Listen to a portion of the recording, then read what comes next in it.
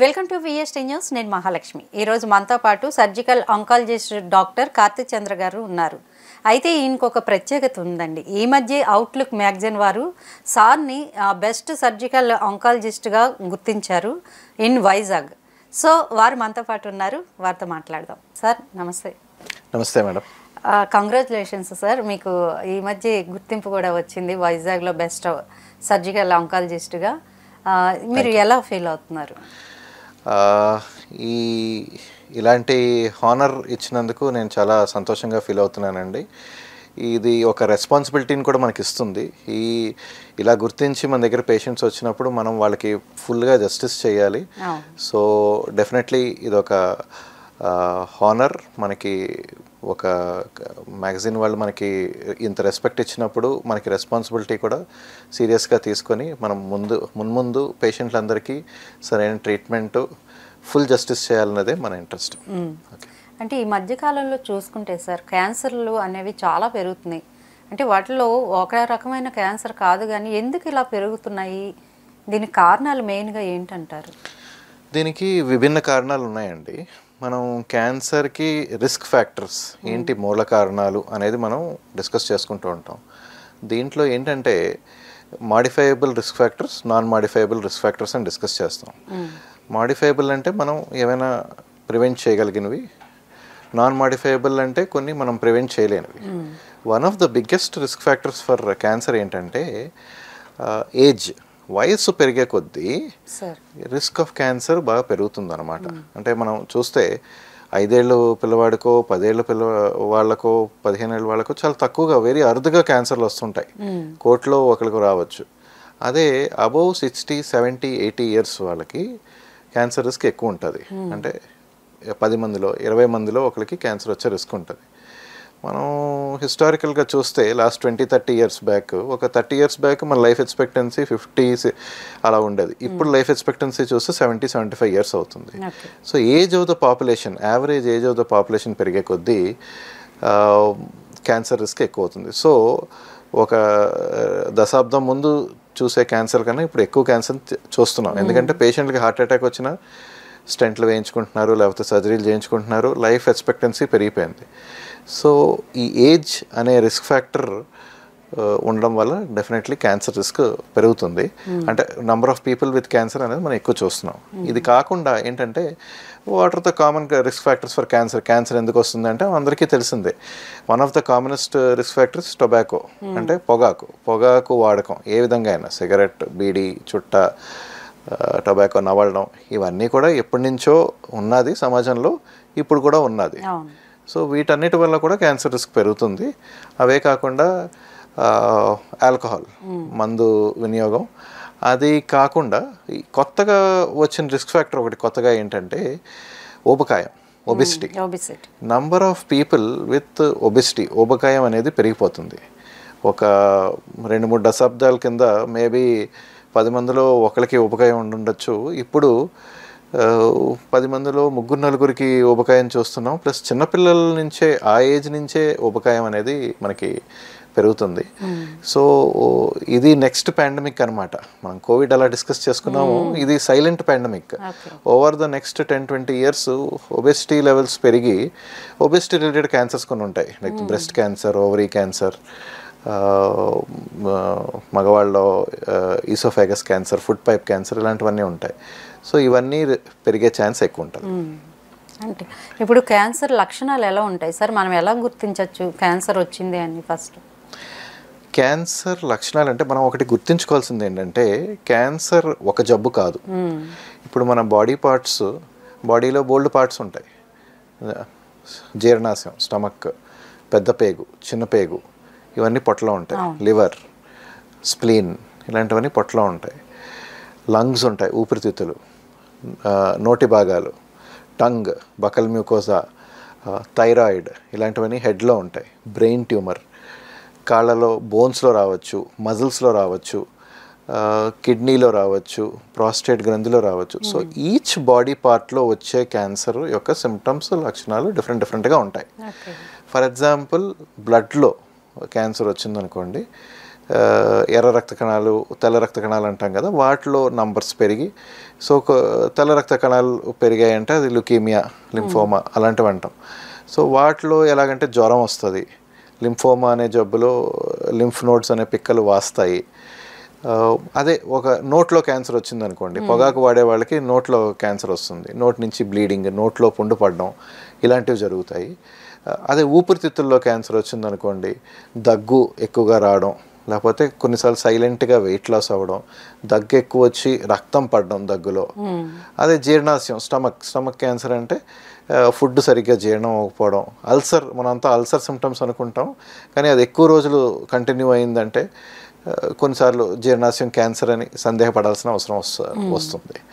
So each body part బట్టి cancer మారుతుంది. అదే ఎముకలో గడ్డ వచ్చింది అనుకోండి, అది ఎముక క్యాన్సర్ అయ్యి ఉండొచ్చు. సో ఎముక క్యాన్సర్ యొక్క లక్షణాలు వేరు, థైరాయిడ్ క్యాన్సర్ యొక్క లక్షణాలు వేరు. థైరాయిడ్ క్యాన్సర్ థైరాయిడ్ గ్రంథి ఏదైతే నెక్లో ఉంటుందో దాంట్లో పిక్కలాగా ప్రదర్శించవచ్చు. సో ఈచ్ క్యాన్సర్ అనేది డిఫరెంట్ అనేది మనం గుర్తుంచుకోవాల్సిన విషయం. అంటే క్యాన్సర్స్ అనేవి వంశపారంపర్యంగా వస్తూ ఉంటాయంటారా సార్? కొన్ని క్యాన్సర్స్ అంటే 100 పేషెంట్లకి క్యాన్సర్ వస్తే ఒక 4-5కి అంటే 4-5% ఆఫ్ క్యాన్సర్స్ ఆర్ జెనెటిక్. అంటే కొన్ని జీన్స్లో డిఫెక్ట్స్ ఉండడం వల్ల వంశపారంపర్యంగా వస్తాయి. యాక్చువల్లీ క్యాన్సర్ అంటే ఏంటి అని మనం మూలాల్లోకి వెళ్తే, క్యాన్సర్ అనేది కణ విభజన అనేది మనం చిన్నప్పుడు చదువుకుని ఉంటాం. ప్రతి కణం విభజిస్తుంది, అది విభజించి అంటే సెల్స్ అనేవి డివైడ్ అయ్యి టిష్యూస్ అనేవి ఫార్మ్ అవుతాయి, టిష్యూస్ అనేవి డివైడ్ అయ్యి ఆర్గన్స్ అనేవి ఫార్మ్ అవుతాయి. బాడీలో చాలా ఆర్గన్స్ ఉంటాయి. ఈ కణ విభజన అనేది కంట్రోల్డ్గా ఉంటుంది, అంటే ఇంతవరకు పెరగాలి అనేది ఉంటుంది. కొన్నిసార్లు ఈ కణ విభజన ఈ జెనెటిక్ మ్యుటేషన్స్, జీన్స్లో ప్రాబ్లమ్స్ వల్ల అన్కంట్రోల్డ్గా జరుగుతుంది. అన్కంట్రోల్డ్గా కణ విభజన జరగడం వల్ల ఒక ట్యూమర్ ఫార్మ్ అవుతుంది, పెద్దది అవుతుంది. ఆ ట్యూమర్ ఒక చోట నుంచి ఇంకో చోట స్ప్రెడ్ అయిందంటే దాన్ని క్యాన్సర్ అంటాం. సో ఇది మామూలుగా అయితే రెగ్యులేటెడ్గా ఉంటుంది, మామూలుగా కంట్రోల్గా ఉంటుంది. ఫర్ ఎగ్జాంపుల్ మనకి వయసు పెరిగే కొద్దీ బాడీ పార్ట్స్ పెరుగుతాయి, అది అంతా కంట్రోల్డ్ గ్రోత్ ఉంటుంది. జుట్టు పెరుగుతుంది, స్కిన్ పెరుగుతుంది, మజిల్స్ పెరుగుతాయి, ఇవన్నీ కంట్రోల్డ్గా ఉంటుంది. కొన్నిసార్లు అన్కంట్రోల్డ్గా అయ్యిందంటే అది ఎందుకు అవుతుందంటే జెనెటిక్ మ్యుటేషన్స్ కొన్ని ఎక్వైర్డ్ ఉంటాయి. అంటే యాజ్ వీ గో అలాంగ్ మనకి 50 ఏళ్ళు 60 ఏళ్ళు 70 ఏళ్ళు వచ్చి కొన్నిసార్లు జెనెటిక్ మ్యుటేషన్స్ జరిగితే అవి క్యాన్సర్గా మారచ్చు. అది కాకుండా జన్యుపరంగా వంశపారంపర్యంగా కొన్ని జెనెటిక్ మ్యుటేషన్స్ అనేవి వస్తాయి. అవి వచ్చినప్పుడు వంశపారంపర్యంగా క్యాన్సర్ రావచ్చు.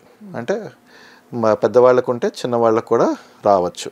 అంటే ఇదేం అంటువ్యాధి కాదు, బట్ ఆ జెనెటిక్ మ్యుటేషన్ అనేది వంశపారంపర్యంగా ఉంది కాబట్టి వీళ్ళకి ఇంకో క్యాన్సర్ వచ్చే ఆస్కారం ఉంటుంది. కానీ అవి యాక్చువల్లీ అంటే వాటి ఇన్సిడెన్స్ చాలా తక్కువ. ఓన్లీ 100 క్యాన్సర్లు చూస్తే దాంట్లో 3-4 క్యాన్సర్లు మాత్రమే వంశపారంపర్యంగా వచ్చే క్యాన్సర్లు. మిగిలినవన్నీ ఏదో ఒక మనం అనుకున్న రిస్క్ ఫ్యాక్టర్స్ అని అనుకున్నాం. ఎక్కువగా రావచ్చు అంటారు సార్?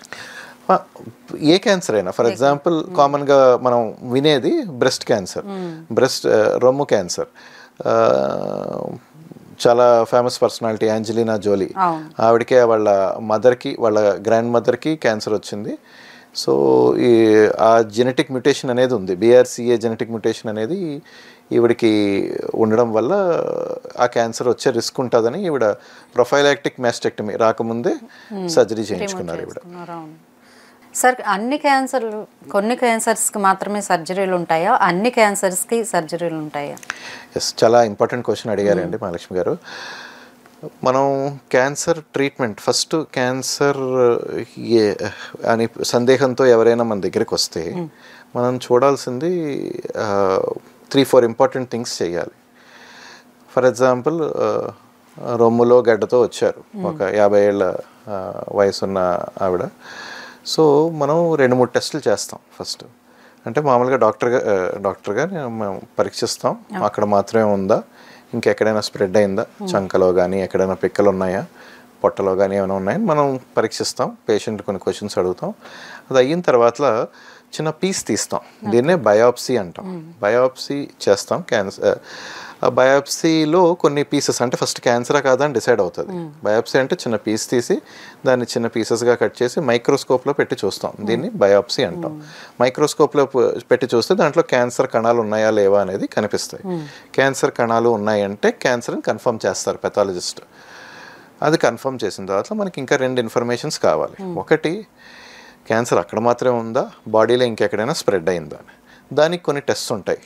సిటీ స్కాన్ కానీ, ఎంఆర్ఐ స్కాన్ కానీ, కొందరికైతే పెట్ సిటీ స్కాన్, కొంచెం అడ్వాన్స్డ్ అనుకుంటే హోల్ బాడీ పెట్ స్కాన్ అనేది చేస్తాం. దాని ద్వారా మొత్తం తెలిసిపోతుంది. ఎక్కడైనా బాడీ అంతా స్కాన్ చేస్తాం కాబట్టి ఇంకెక్కడైనా ఉందా అంటే ఏమైనా లివర్కి, బ్రెయిన్కి, లంగ్స్కి ఏమైనా స్ప్రెడ్ అయిందా, ఇలాంటి విషయాలు తెలుస్తాయి పెట్ స్కాన్. దాన్ని బట్టి మనకి స్టేజ్ అనేది తెలుస్తుంది. స్టేజ్ 1లో ఉందా, స్టేజ్ 2లో ఉందా, స్టేజ్ 3లో ఉందా, స్టేజ్ 4లో ఉందా అనేది తెలుస్తుంది. స్టేజ్ అనేది వినే ఉంటారు. సో స్టేజ్ 1 అంటే చాలా చిన్నదిగా ఉంది, ఓన్లీ ఆ పార్ట్లోనే ఉంది, ఎక్కడికి స్ప్రెడ్ అవ్వలేదు అనేది స్టేజ్ 1.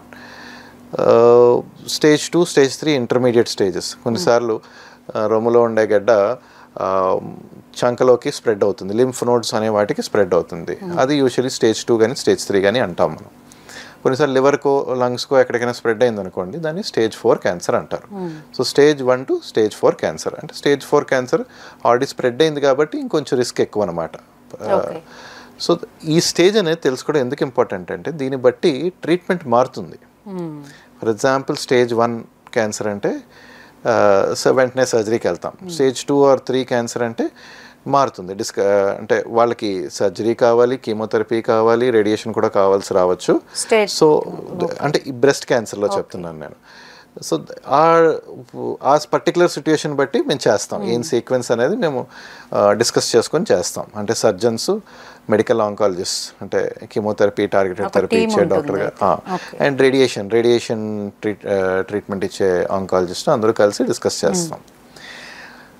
ఇది స్టేజ్ గురించి. రెండోది ఇంకోటి ఏంటి తెలియాలంటే ఇప్పుడు బ్రెస్ట్ క్యాన్సర్లోనే 4 సబ్ టైప్స్ ఉంటాయి. అంటే వాటి డీటెయిల్స్లోకి వెళ్ళక్కర్లేదు, కానీ ఈచ్ సబ్ టైప్కి ట్రీట్మెంట్ కొంచెం డిఫరెంట్. కొన్నిట్లో కీమోథెరపీ బాగా పనిచేస్తుంది, కొన్నిట్లో కీమోథెరపీ సరిగా పనిచేయదని హార్మోనల్ థెరపీ అనేది ఇస్తాము. సో ఆ 4 సబ్ టైప్స్లో ఏ సబ్ టైప్ అనేది ఇంపార్టెంట్. దాన్ని బట్టి మందులు కూడా మారుతాయి, కీమోథెరపీ మందులు కూడా మారుతాయి. టార్గెటెడ్ థెరపీ అంటారు. ఈ మ్యూటేషన్ ఉంటే, ఈ పర్టికులర్ చేంజ్ ఉంటే ఒక రకమైన ఇంజెక్షన్స్ ఇస్తారు, ఒక రకమైన ట్యాబ్లెట్స్ ఇస్తారు, అలా మారుతుంది. సో ఏ సబ్ టైపు, ఏ స్టేజు అనేది తెలుసుకోవడం చాలా ఇంపార్టెంట్. సో ఎవరైనా వచ్చినా ట్రీట్మెంట్ డిసైడ్ చేయాలంటే ఫస్ట్ ఈ 2 టెస్టులు, ఈ 2-3 పీసెస్ ఆఫ్ ఇన్ఫర్మేషన్ తెలుసుకోవడం చాలా ఇంపార్టెంట్. తెలుసుకున్న తర్వాతనే మనం ట్రీట్మెంట్ ప్లాన్కి వెళ్తాం. దీనికి కొందరు అంటే డాక్టర్ గారు చూసిన తర్వాత టెస్ట్లే రాశారు, ఇంకా సర్జరీ చేయలేదు, కీమో స్టార్ట్ చేయలేదు అని చాలామంది అడుగుతారు. ఈ ఇన్ఫర్మేషన్ రావడానికే కొంచెం కొన్నిసార్లు 5-6 రోజులు పట్టచ్చు, 10 రోజులు కూడా పట్టచ్చు. కొంచెం ఓపిక వహించాలన్నమాట. అంటే యూజువల్లీ ఫ్యామిలీస్లో టెన్షన్ బాగా ఎక్కువ ఉంటుంది. క్యాన్సర్ని ఎవరో చెప్పి పంపిస్తారు మాకు, ఇంకా టెస్ట్లే చేస్తున్నారు, ఇంకా రిపోర్ట్ అంటే ట్రీట్మెంట్ స్టార్ట్ చేయలేదని టెన్షన్ ఉంటుంది. ఆ విషయం జనాలు అర్థం చేసుకోవాలి. That is one. సార్, ఇప్పుడు క్యాన్సర్ పేషెంట్లు అనగానే ఎవరెవరికి సర్జరీ చేయాల్సి ఉంటుంది, ఎలా డిసైడ్ చేస్తారు మీరు? క్యాన్సర్ అనగానే మనం యాక్చువల్లీ 2 టైప్స్ ఆఫ్ క్యాన్సర్స్ కింద బ్రాడ్గా డివైడ్ చేస్తాం. So solid organ cancers and liquid cancers. So 85% of cancers are solid organ cancers, 15% liquid cancers. Liquid cancers అంటే bone marrow cancers, blood cancers and lymphomas అంటే leukaemias. మనం అది వినే ఉంటారు. ఇది రక్తంలో వచ్చే జబ్బులు అండ్ లింఫ్ గ్లాండ్స్లో వచ్చే జబ్బులు. వీటికి సర్జరీ యూజువల్లీ చేయం. అవసరమైతే ఓన్లీ బయాప్సీ అంటే పీస్ తీసి టెస్టింగ్ పంపిస్తాం, కానీ సర్జన్స్ రోల్ ఏమి ఉండదు దీంట్లో. అయితే మిగిలిన 85% క్యాన్సర్స్లో solid organs cancers. Solid organs అంటే ఏమైనా మనం ఇప్పుడు డిస్కస్ చేసుకున్నవి: breast cancer, ovary cancer, uterus cancer, prostate cancer, ఇవన్నీ స్కిన్ క్యాన్సర్, బోన్ క్యాన్సర్, ఇవన్నీ కూడా సాలిడ్ ఆర్గన్ క్యాన్సర్స్ అంటారు. సో ఈ సాలిడ్ ఆర్గన్ క్యాన్సర్స్లో యూజువల్లీ స్టేజ్ 1 to స్టేజ్ 4 అని చెప్పాను కదా. సో ఎక్కడైనా క్యూరేటివ్ ట్రీట్మెంట్ చేయాలి అంటే, పూర్తిగా నయమయ్యే ట్రీట్మెంట్ చేయాలంటే 90% ఆఫ్ ద టైమ్స్ పూర్తిగా తీస్తేనే మనకి క్యూర్ అవుతుంది. సో వీటన్నిటికీ అర్లీ స్టేజెస్ ఎస్పెషల్లీ అన్నిటికీను సర్జరీ అనేది చాలా important. As far as possible surgery చేసి తీసేయాలి. కొన్నిటికి సర్జరీ కన్నా రేడియేషన్ ఒకటే ఇస్తారు. But most of the 80% of the solid organ క్యాన్సర్స్లో స్టేజ్ 4 కాకపోతే అన్నిటికీ సర్జరీ చేయాల్సిన అవసరం ఉంటుంది. అది. చేయాల్సి సో అన్నిటికీ సర్జరీ చేస్తారు. ఓకే. సర్జరీ చేసి తీసిన తర్వాత కొన్నిసార్లు మళ్ళీ అక్కడ కానీ లేకపోతే ఇంకెక్కడైనా వచ్చే రిస్క్ ఉంటుంది. స్టేజ్ 1లో రిస్క్ తక్కువ, కానీ stage 2 or stage 3 for example explanation ఇస్తాం. స్టేజ్ 3 బ్రెస్ట్ క్యాన్సర్ వచ్చిందనుకోండి, సర్జరీ చేస్తే ఓన్లీ 60% క్యూర్ అయ్యే ఛాన్స్ ఉంటుంది. కానీ కీమోథెరపీ అండ్ రేడియేషన్ ఇస్తే మళ్ళీ వచ్చే రిస్క్ని తగ్గిస్తాం. ఓకే. మళ్ళీ వచ్చే రిస్క్ 10% 20% ఉండొచ్చు. అది కంట్రోల్ చేయడానికే మనం ఈ కీమోథెరపీ కానీ రేడియేషన్ థెరపీ కానీ ఇస్తాం. ఇప్పుడు రేడియేషన్ థెరపీ బ్రెస్ట్కి ఇస్తాం. అది ఇస్తే అక్కడ మళ్ళీ లోకల్గా మళ్ళీ వచ్చే ఛాన్స్ తగ్గుతుంది, రికరెన్స్ ఛాన్స్ తగ్గుతుంది. అదే కీమోథెరపీ అనేది బాడీ అంతా వ్యాపిస్తుంది కాబట్టి బాడీలో ఇంకెక్కడికైనా ఒకవేళ మనకి కనపడిన క్యాన్సర్ కణాలు ఎక్కడైనా ఉన్నాయనుకోండి, ఇప్పుడు క్యాన్సర్ కణాలు మనకి పెట్ స్కాన్లో కనిపించాలంటే ఒక 1 సెంటీమీటర్ to 2 సెంటీమీటర్స్ అయినా ఉండాలి. కొన్నిసార్లు మిల్లీమీటర్లో బాడీలో ఎక్కడైనా ఉందనుకోండి, ఈ కీమోథెరపీ ఆ కణాల మీద యాక్ట్ చేసి తగ్గిస్తుంది, క్యాన్సర్ని కంట్రోల్ అంటే అవి రాకుండా ప్రివెంట్ చేస్తుంది. So cancer treatment as a whole కాంప్రహెన్సివ్గా ట్రీట్ చేస్తాం. జస్ట్ అక్కడే కాకుండా బాడీ అంతా ఎక్కడున్నా మనం కంట్రోల్ చేస్తాం. ఇప్పుడు ఒక క్యాన్సర్ పేషెంట్ రేపు సర్జరీ అనగానే చాలామంది భయపడుతూ ఉంటారు సార్, వాళ్ళకి మీరు ఇచ్చే కౌన్సిలింగ్ ఎట్లా ఉంటుంది? ఇప్పుడు అంటే క్యాన్సర్ సర్జరీని మనం అందరూ భయానకంగా చూస్తారు. అంటే అదే ఒక హర్నియా ఆపరేషన్ చేసుకోవాలనో లేకపోతే గాల్ బ్లాడర్ ఆపరేషన్ చేసుకోవాలంటే అంత భయపడరు, ఒక నీ రీప్లేస్మెంట్ చేసుకోవాలంటే అంత భయపడరు. కానీ అదే క్యాన్సర్ సర్జరీ అంటే జనాల్లో చాలా భయం ఉంటుంది. ఎందుకంటే ఏం ఆలోచిస్తారంటే ఆపరేషన్ అయిపోయిన తర్వాత 10 రోజుల్లో 15 రోజుల్లో బెడ్లో ఉండాలి, లేచి తిరగలేము, మళ్ళీ మన యాక్టివిటీస్ మళ్ళీ బ్యాక్ టు వర్క్ అనేది మనం 1-2 నెలల్లో రెస్ట్ తీసుకోవాల్సి ఉంటుందని అందరూ మైండ్లో ఆ ఫీలింగ్స్ పెట్టేసుకుంటారు. కానీ మా ఎయిమ్ ఏంటంటే, ఎలాగైతే మనం ఒక చిన్న ఆపరేషన్ అని కాదు, even gall bladder operation, appendix ఆపరేషన్లు కూడా ఎందరూ ఫుల్ మత్తిచ్చే చేస్తారు. వాటిలాగా భయం తీసేయడమే మన గోల్. సో దీంట్లో ఇప్పుడు ఎస్పెషల్లీ క్యావిటీ సర్జరీ అంటే పొట్టలో కానీ లేకపోతే ఛాతీలో కానీ అంటే అబ్డామెన్లో కానీ ఛాతీలో కానీ చేసే సర్జరీస్కి మినిమల్ యాక్సెస్ సర్జరీ అనేది వచ్చింది. మినిమల్ యాక్సెస్ సర్జరీ అంటే చిన్న కన్నాలు పెట్టి ఒక 1 సెంటీమీటర్ 8 mm కన్నాలు పెట్టి ఒక ట్యూబ్ లాంటిది పెట్టి దాంట్లోంచి చిన్న ఇన్స్ట్రుమెంట్స్ పొడుగాటి ఇన్స్ట్రుమెంట్స్ పెట్టి వాటితోని సర్జరీ చేస్తాం పొట్ట లోపల. ఫర్ ఎగ్జాంపుల్ గర్భాశయం క్యాన్సర్, ఓకే, యూట్రైన్ క్యాన్సర్, లేదా cervix cancer, stomach cancer, colon cancer, పెద్ద పేగు క్యాన్సర్, ఇలాంటి వాటికి ఆ ఇన్స్ట్రుమెంట్స్ లోపల పెట్టి ఆ ట్యూమర్ని తీసి మళ్ళీ ఏదైనా కలపాలంటే కలిపి ప్లస్ ఒక చిన్న కట్ చేసి ఆ ట్యూమర్ అంతా తీసేస్తాం. పేషెంట్స్ 1 day 2 days 3 days అంటే డిపెండింగ్ ఆన్ ద సర్జరీ వెంటనే ఇంటికి వెళ్ళిపోవచ్చు. అంటే ఇది రికవరీ బెటర్గా ఉంటుంది. So these are the recent advances in surgical technology. ముందైతే ఇలాగ ఇప్పుడు గాల్ బ్లాడర్ ఆపరేషన్ అంటే అందరూ ఈ లాప్రోస్కోపికే చేస్తారు కదా. ఎవరైనా ఓపెన్ గాల్ బ్లాడర్ ఆపరేషన్ చేయించుకోవడం మీరు ఏమైనా విన్నారా? లేదు. సో అందరూ లాప్రోస్కోపిక్. అలాగే మా ఎయిమ్ ఏంటంటే, ఎస్పెషల్లీ నేను వైజాగ్ వచ్చి అరౌండ్ 8-9 years అవుతుంది. My focus has been on doing these laparoscopic surgeries or robotic surgeries. Laparoscopy మీద రోబోటిక్ ఒక స్టెప్ హయ్యర్. సో ఇలాగ అంటే పేషెంట్స్లో భయం తగ్గించాలి, మనం సర్జరీని సింప్లిఫై చేయాలి. అదంత భయానకం కాదు. పేషెంట్స్ 1 day 2 days 3 daysలో వెళ్ళిపోతున్నారు ఇంటికి. ఇప్పుడు రీసెంట్లీ ఒక 92 ఏళ్ళ ఆవిడ లాస్ట్ వీక్ ఆపరేషన్ చేసాం, పక్క రోజు ఇంటికి వెళ్ళిపోయారు. 92 years. సో ఏంటంటే ఇప్పుడు ఎనస్థీషియా వీటన్నిటిలో కూడా చాలా అడ్వాన్స్ వచ్చాయి. ఎక్స్పీరియన్స్డ్ పీపుల్ ఉన్నారు. మనకి మెడిసిన్స్ బాగా అడ్వాన్స్మెంట్ వచ్చింది, పెయిన్ కూడా బాగా రిలీవ్ అవుతుంది. రోజు ఆపరేషన్ చేసి పక్క రోజు లేకపోతే 2-3 daysలో మనం ఇంటికి పంపించగలుగుతున్నాం. వాళ్ళకి ఇప్పుడు ముందైతే ఇప్పుడు ఒక పెద్ద పేగు క్యాన్సర్ అంటే పైనుంచి కింద వరకు కట్ చేయాల్సి వచ్చేది, పెద్దదిగా ఓపెన్ చేసి అలా కట్ చేసి మళ్ళీ కుట్లేస్తాం కదా. మళ్ళీ పేషెంట్లు ఆ నొప్పి అదేనా కొద్ది ఎంత మనం పెయిన్ కిల్లర్స్ ఇచ్చినా కొంచెం నొప్పి ఉంటుంది, కదలడానికే భయపడుతూ ఉంటారు. ఇప్పుడు అదే మనం ఇమాజిన్ ఒక 1 centimeter కన్నాలు ఒక 4-5 కన్నాలు పెట్టి లేకపోతే 3-4 కన్నాలు పెట్టి ఆ మేజర్ ఆపరేషన్ చేసి బయట కనిపించడానికే చాలా చిన్న 1 centimeter కన్నాలే కనిపిస్తాయి. పేషెంట్లకి చిన్న ప్లాస్టర్లు పెడతాం, ఇంటికి వెళ్ళిపోతున్నారు, 2-3 డేస్లో వెళ్ళిపోతున్నారు. పేషెంట్లు రికవరీ ఫాస్ట్గా అవుతున్నారు, ఆ భయం లేదు. ఫర్దర్ ట్రీట్మెంట్ కూడా తీసుకోవాలి చాలామంది, అంటే కోలాన్ క్యాన్సర్ కానీ గర్భాశయం క్యాన్సర్ తర్వాత కీమోథెరపీ ఏదైనా స్టార్ట్ చేయాలనుకోండి, అంటే సర్జరీ అయిపోయిన తర్వాత ఎంత తక్కువ గ్యాప్ ఉంటే అంత మంచిది. అంటే 3-4 వీక్స్లో స్టార్ట్ చేసేయగలిగితే better. So we're seeing in our experience with robotic surgery, laparoscopic surgery, patients recovery అనేది చాలా స్మూత్గా ఉంది. Patients are going home early, patients are more satisfied, and then blood loss అనేది తక్కువ ఉంటుంది.